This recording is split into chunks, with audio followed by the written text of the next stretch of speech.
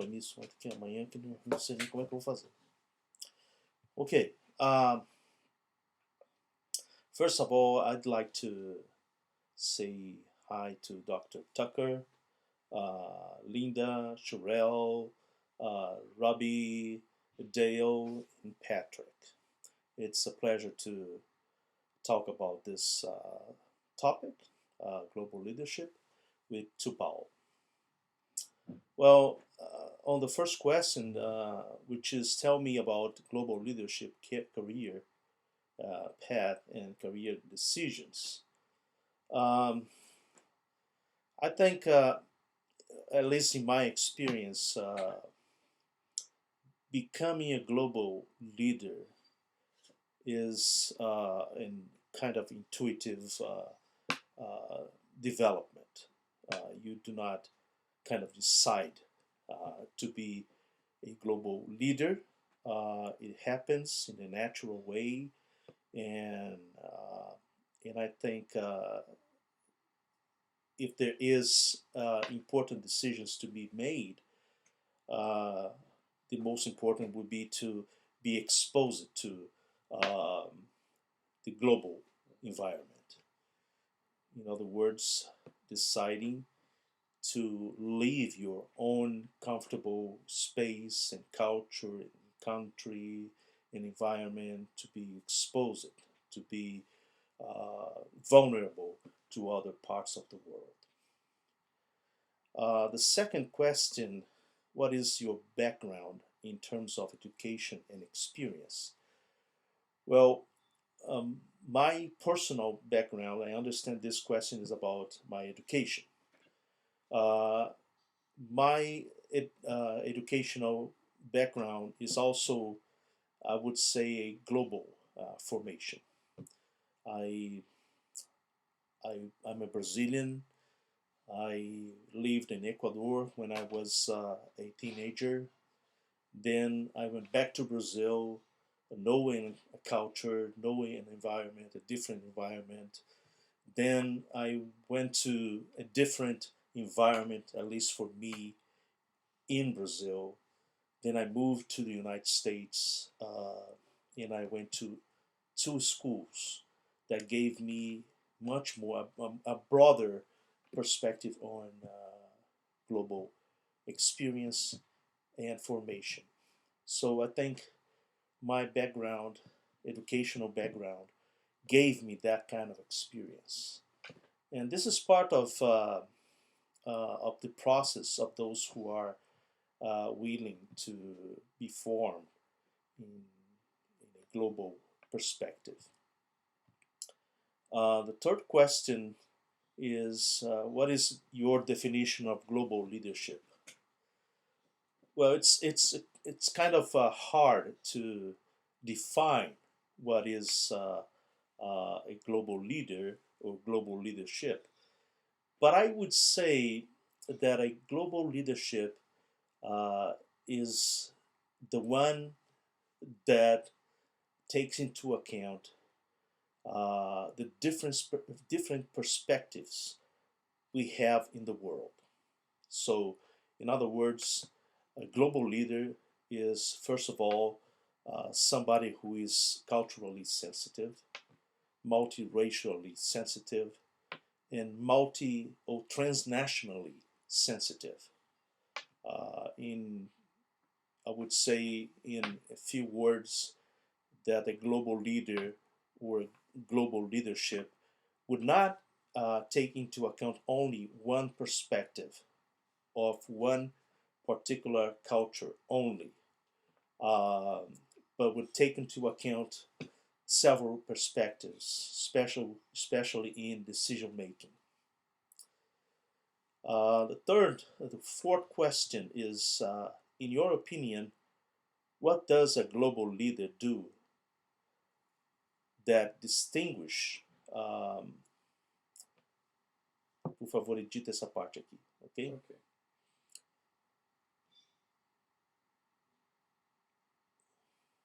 Okay. The fourth question is, in your opinion, what does a global leader do that distinguishes him or her from others? Well, I think it is related to what I just said about cultural sensitivity. Uh, a known a known global leader would tend to have a single perspective. A global leadership would tend to have several perspectives. In other words, a global leader would think of a particular problem or conflict or topic or issue in different perspectives, not only different cultural perspectives, but also in different uh, um, uh, case perspective, so that he or her would not be arrested, would not arrest herself or himself in one single way of viewing things. So a global leader would be careful in looking for lessons to be learned before problems happen. Would be a transnational reader, would be a transnational thinker, would be a transcultural approacher, so that he or she would not be locked in one single way of viewing life. In many cases, one single way of viewing community or management or leadership, as you are mentioning here. Tudo bem? Dá para continuar assim? Ok. Okay. The question the question number again. The question number 5 is, what is your personal philosophy of global leadership? What principles guide you? Well, to be honest, I don't think I have a kind of philosophy. I would say that has been elaborated, has been developed in conceptual ways. As I said before, I think it is much more an intuitive way of leading. Um, it is something that is part of you. It is not. It's not a thing that you just learn by reading or simply by observing, but it's something that you learn by experiencing, connecting, being in the midst of. So that this experience of being exposed, connected, uh, gives you a sense of things. So in this sense of things, which would necessarily be multi multidisciplinary, multicultural, multiracial, as I said before, this would give you an intuition regarding things that you are about to decide. So I'm not presenting a definition because I don't have one, uh, but I think it is important for a global leader to be intuitive. On question number 6, what global leadership skills you have? Edita, por favor. Question number 6. What global leadership skills have you acquired that have been most helpful to you as a leader? Um, I think one skill that I believe I have acquired is sensitivity, cultural sensitivity, relational sensitivity, language sensitivity, um, and I would say historical sensitivity. so that you do not tend to ignore factors that take place not only in your environment but also in other environments, in global environments. I don't think those skills uh, they are kind of natural. Uh, they might be natural, but they have to be developed. So for me, one important thing to develop skills of global leadership would be to travel, to make trips. In other words, you have to leave your place. You have to uh, be willing to know other people in other contexts. Question number 7: How would you uh, how would you feature your style of global leadership? Well, I feel like repeating things here,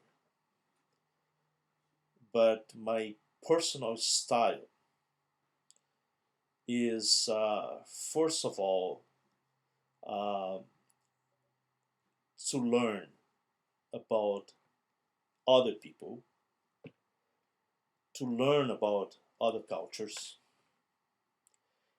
and as I go on learning, because for me this is the first step, is to learn.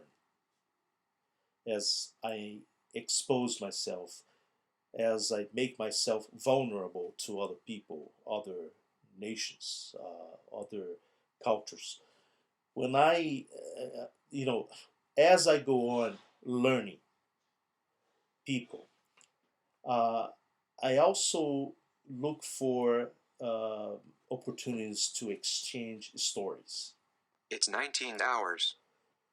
So as I go on learning and exchanging stories, I also look for space in the conversation to exchange stories. Um, and then there's another moment when I see myself, uh, let us say, with the authority of telling my stories. So it is not me arriving in a place and telling my story in the first place. I need to learn. I need to learn people. I need to learn the context. I need to learn the styles they practice. I need to learn the perspectives they have. I want to learn their stories. I don't. I'm not concerned about learning uh, their their concepts only. You know, define it in books or but stories. Listening to stories is something that is crucial in developing a personal style, and then I go on exchanging, and then eventually, if I have opportunity, to tell my stories. On question number 8, who do you consider to be great global leaders and why? Well, I think I know a couple of people who are global leaders.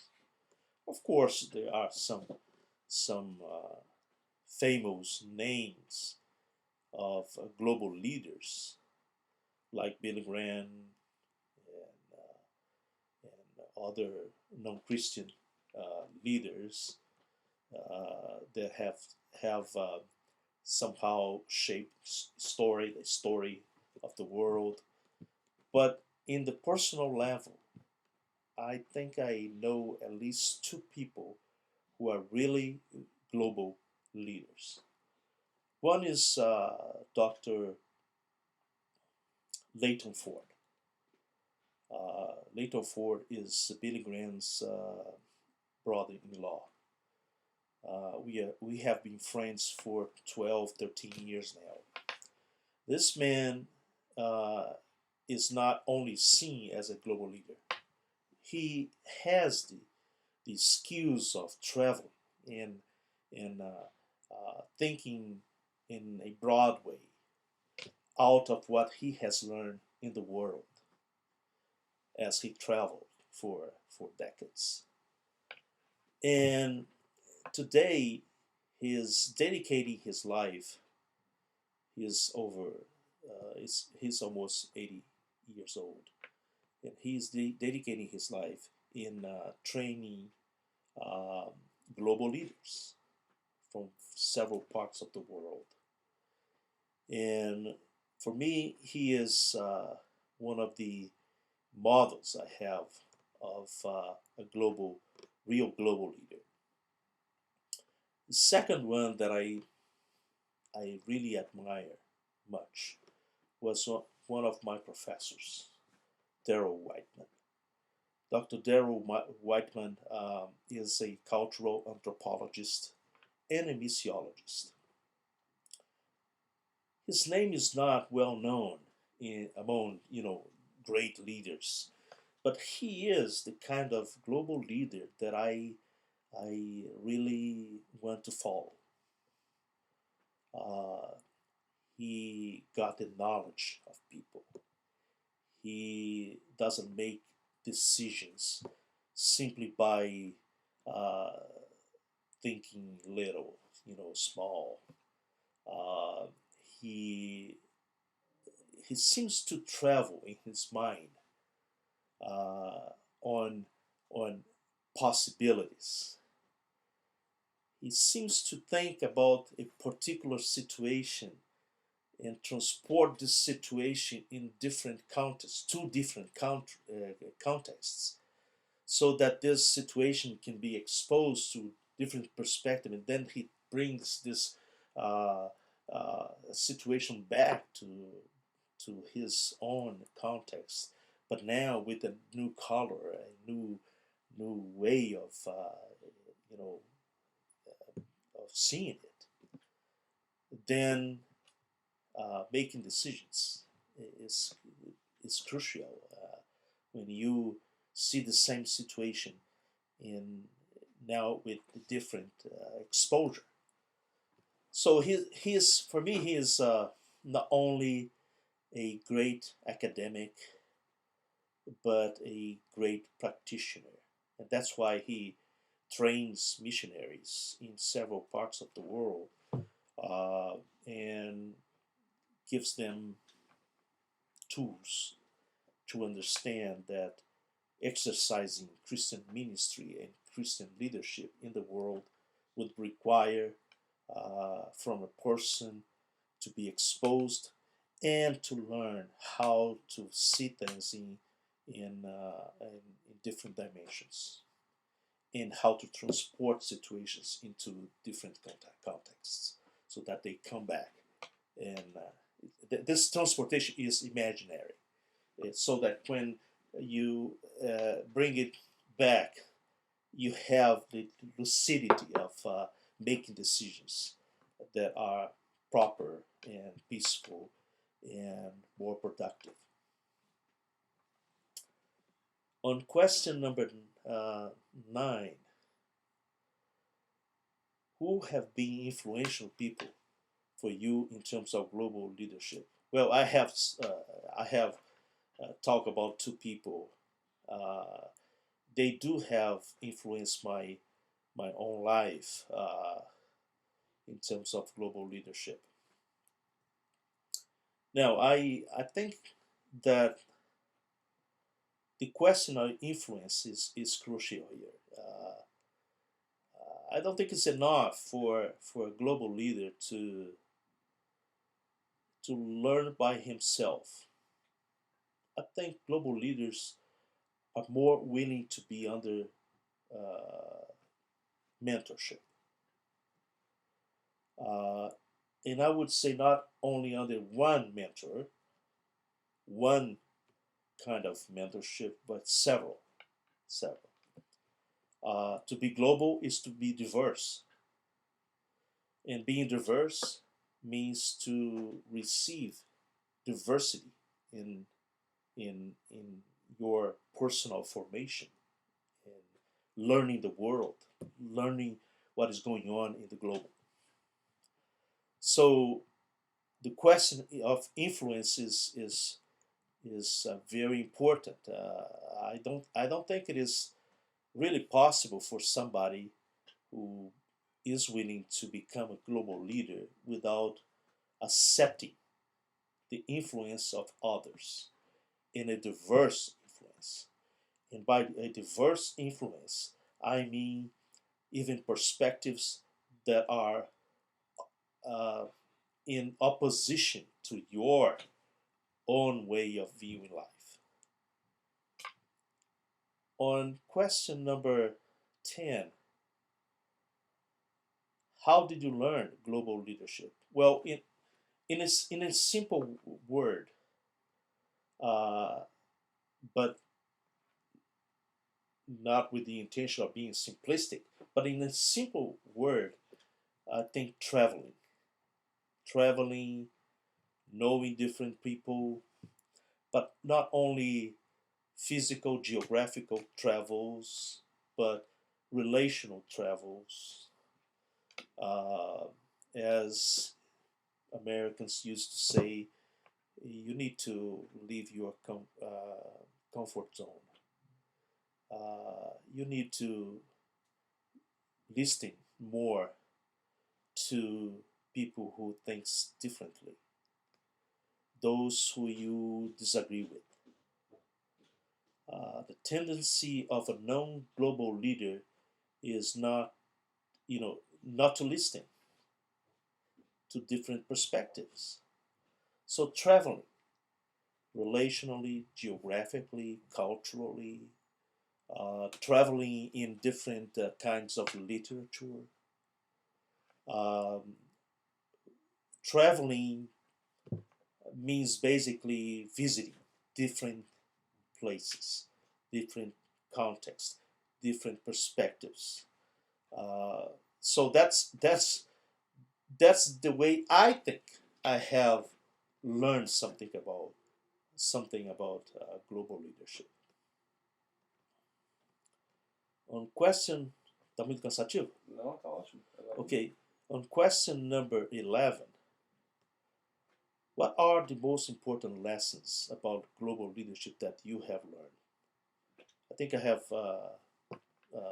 already exposed something about these learnings, but I want to stress the cultural, transnational, multidisciplinary lessons. Those things are very important for a global leader to become sensitive, globally sensitive. On question number 12, what do you think is the most difficult aspects of being a global leader?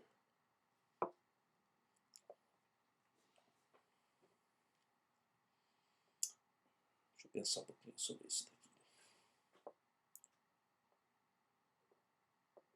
Most difficult question, most difficult aspect. Well, I think one of the most difficult aspect is when you need to develop the skill of listening before speaking. In my personality, I have to be careful, very careful about how I react.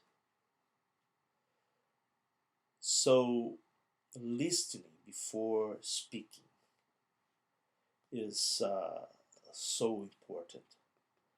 Well, some would say, well, this is simply a leadership skill.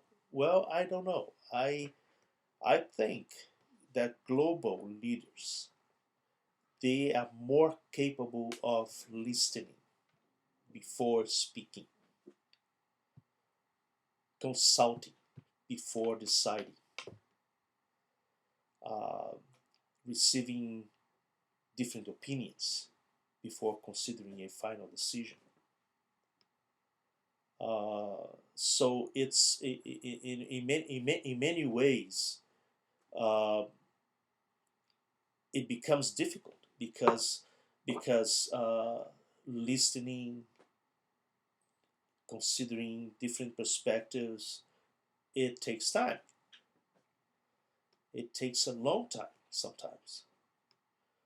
So for impulsive leaders, it's difficult to wait because they require from themselves to be ready to make any decision in any time, anyway.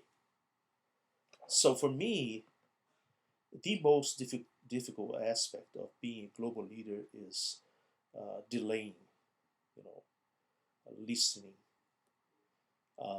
waiting for the proper time to make the right decision, and not only the right decision, but a decision that is out of a consciousness that something is bigger than the decision itself. It will affect people, will affect context, will affect even the dynamics of leading people in communities. On question number 13, uh, what are your goals and ambitions for the future of a global leader, as a global leader? I don't think I have ambitions, and really, I don't. I really mean that. I don't think I have ambitions, but it is my goal to be a leader that expresses the beauty of God's creation. Because if we are talking about global leadership, particularly in the Christian perspective, we are talking about uh, people who are capable of seeing God's creation or God's intention proposed in creation. So it is my ultimate goal as I go on as a global leader to see God's wisdom to be expressed in my way of being, but also in the way I lead, the way I think, and of course the way I decide. On question 14, what advice you offer for global leaders of the future? Travel. Travel a lot, experience a lot, uh, go to different places to see people before anything else. I would say more. Uh, Stay there for a while, so that so to the point that you feel connected, to the point that you begin to see things from their perspective. Uh, so I would offer this advice: never ever stay in your own place uh, for a long time. Everybody knows that when we travel, we gain much. We gain different ways of acting. We learn about, you know, the material and non-material ways of approaching life. So I would say travel. Don't stay for in your place for the entire life. Go somewhere. If you have the opportunity to have a sabbatical or kind of vacation, uh, do the best you can to learn from others. And of course, I would say, and this is important. Uh, we have several opportunities in the world to go to conferences, global conferences, consultations, meetings, even groups, mentoring groups. Those who want to really become global leaders should accept those invitations and should do the best they can to get involved. Uh, it is important to be local because it is in being local that we learn to be uh, contextual leaders. But it is crucial that we dialogue with other parts of the world, other parts of uh, parts that the world that is not ours. It is because leadership is made in the in context. So in leadership, we keep ourselves in dialogue. So in order to keep ourselves in dialogue with others, as I said before, in others that have different perspectives, we do need to leave our places, at least for a while, at least uh, in a very intentional way. Never ever uh, saying to ourselves, "What I have is enough. What I know is enough. I know everything because everything that I know is out of this particular environment." As we travel, we perceive that our world is too little, too small. So that's very important that we leave our places, our comfort uh, zones, to go to different contexts in the global environment. That's it. Ok, só pulei uma coisa aqui.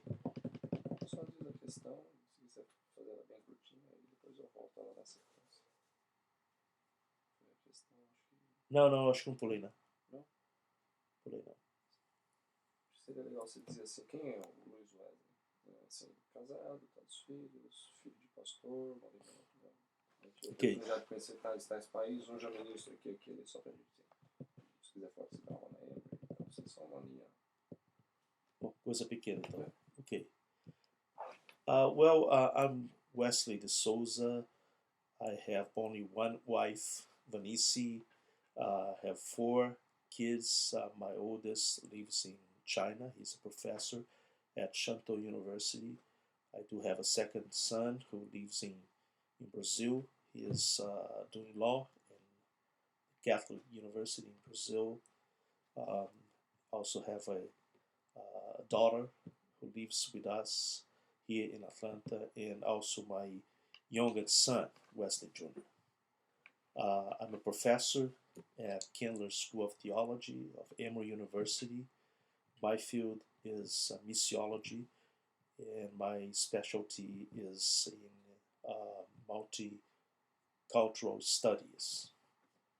Um, I'm a Methodist minister, but I'm not pastoring any local church for several years, and I'm from Brazil, and I have served the church in many parts of the world at this moment. I have been in more than 60 countries, in practically all continents except Australia, Africa, Oceania, Latin America, North America, other parts of the world.